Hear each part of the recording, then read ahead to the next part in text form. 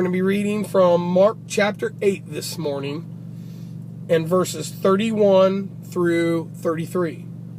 Then Jesus began to teach them that the Son of Man must suffer many things and be rejected by the elders, chief priests, and experts in the law, and be killed, and after 3 days rise again.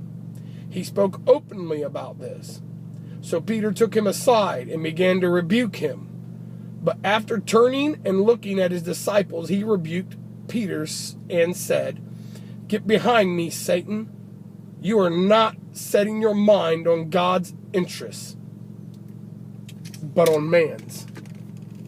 So, Jesus, right in front of all the other disciples, openly rebukes Peter.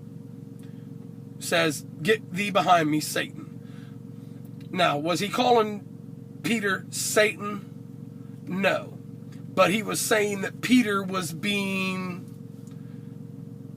he wasn't thinking right. Because in order for the church to be born, in order for our souls to have forgiveness and the sins to be washed clean, these things had to happen.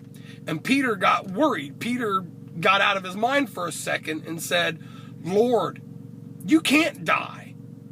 You got to stay with us." He was being selfish for that second. And that's why he was saying, "Get thee behind me, Satan," because that's how Satan thinks. Satan is very selfish. He thinks in a selfish manner. Because, Satan says he wants to be God. He doesn't want to praise God. He doesn't want to worship God. He wants to be God. That's very selfish. Only God can be God. So, he told them, "I'm going to die, and I'm going to rise." But even though he told them, he said, "I'm going to die, and I'm going to rise again on the third day." And Peter completely missed that. All Peter heard was, "You're going to die. You can't die." But if he would have listened closely, Jesus told him, "I'm going to rise again on the third day." And he said, people are going to hate me, the priests, the elders. They're all going to want to kill me because of the things I'm doing, the things I'm saying. I'm flipping their worlds upside down. I'm telling them things that they don't want to hear.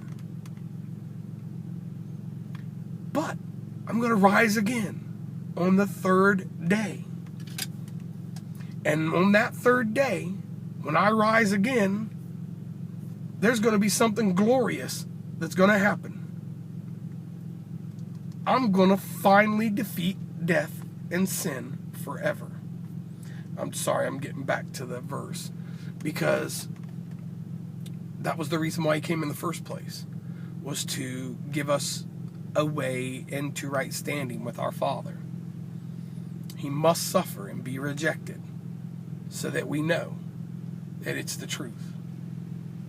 He must die and rise again on the third day so that death can be defeated.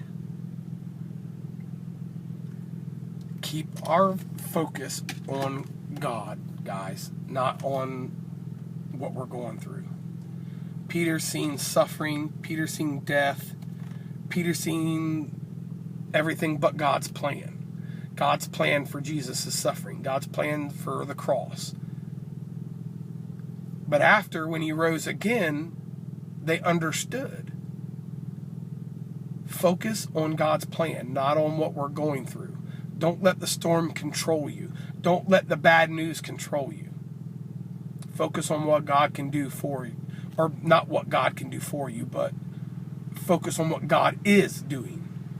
Because through these things, he's working them out for our good. The devil's attacking us because there's a blessing coming. And he doesn't want us to get to that blessing. So just stay tough. Stay strong. Have faith. I hope this has encouraged and blessed you today.